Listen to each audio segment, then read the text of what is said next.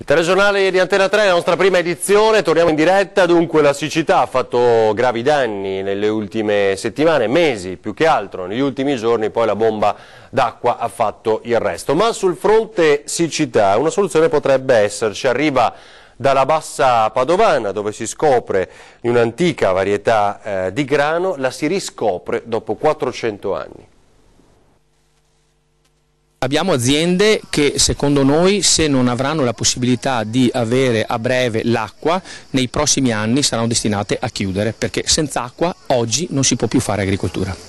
Stimare i danni causati all'agricoltura dalla siccità di quest'anno è ancora prematuro. Sicuramente sarà qualcosa che nell'Alta Padovana, dove si patisce l'assenza di un sistema di irrigazione, si misurerà nell'ordine dei milioni di euro. Per il grano si potrebbe però aprire una nuova fase attraverso una scoperta casuale. Ho trovato 3 spighe in mezzo a un campo di grano normale, erano diverse, le ho raccolte, le ho moltiplicate un pochino e in busta chiusa, vedendo che si tratta di un grano duro, le ho mandate all'Istituto di Cerealicoltura di Foggia, dove mi hanno detto che si tratta della varietà Timiglia. Del grano Timiglia o grano Marzuolo in Veneto se ne erano perse le tracce da secoli, ma nel 1600 sotto la Serenissima era coltivatissimo sia in provincia di Padova che in provincia di Vicenza.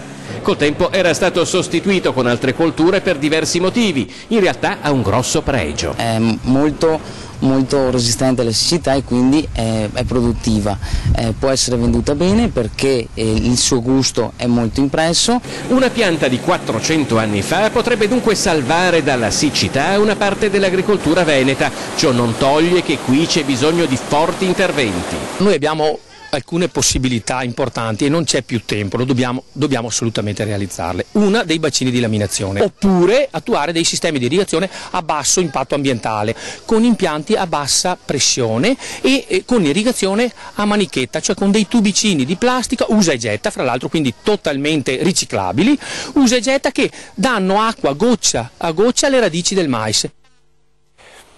Ora, a Padova c'è lo Zairo, un antico teatro romano di cui non v'è più traccia da tempo, è sotto l'isola Memmia di fatto. Sono iniziati in questi giorni i lavori per dragare la canaletta di Prato della Valle e farlo riemergere, un omaggio alla città anche per studiarlo nuovamente. Una parte delle paratie è già stata posizionata, la canaletta di Prato della Valle si sta preparando per far riemergere un tesoro dell'antichità patavina. Stiamo parlando dell'antico teatro romano Zairo, un avvenimento straordinario organizzato per celebrare il millenario della morte dello storico Tito Livio. A partire dal prossimo, tutti i sabati di luglio e agosto, sarà possibile visitare con una guida gli scavi. Le ricerche archeologiche condotte fin dall'Ottocento ed esaminate con i più recenti metodi scientifici hanno permesso la messa a punto di una guida di Padova che ci riporta ai tempi di Tito Livio. Grazie ad appositi visori, durante le visite guidate si potranno vedere le immagini ed immergersi nella Padova romana ammirando il teatro che sorgeva dove oggi c'è uno dei luoghi simbolo della città, Prato della Valle.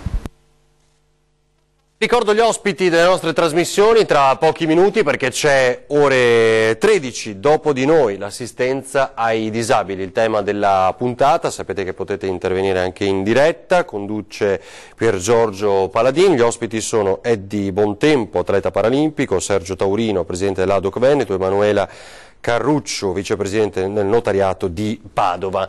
Questa sera invece alle 20:10 c'è 20:10, ancora l'attualità politica e non solo al centro della puntata di questa sera, tra gli ospiti anche Antonio Bressa che è il segretario del PD a Padova. Bene, è tutto per questa edizione, ci ritroviamo a partire dalle 18:30, adesso spazio alle previsioni meteo per le prossime ore. Buona giornata.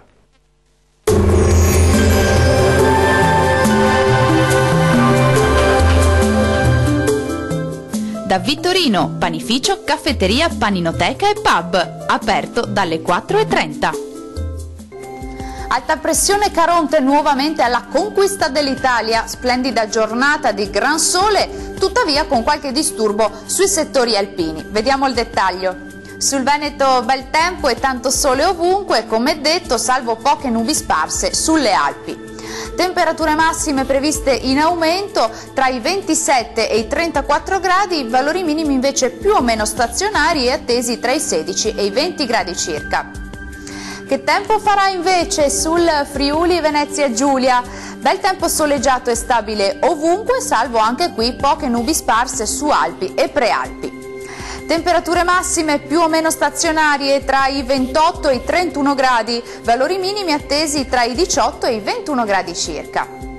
Raggiungiamo infine il Trentino Alto Adige, più nubi e qualche temporale pomeridiano sulle Alpi di confine centro-orientali, tanto sole e bel tempo altrove. Temperature massime in aumento tra i 31 e i 34 gradi, valori minimi tra i 15 e i 17 gradi circa. Il mare sarà generalmente quasi calmo, i venti moderati sud-orientali localmente deboli da nord-est sul Golfo di Trieste. Dal meteo per ora è tutto, arrivederci.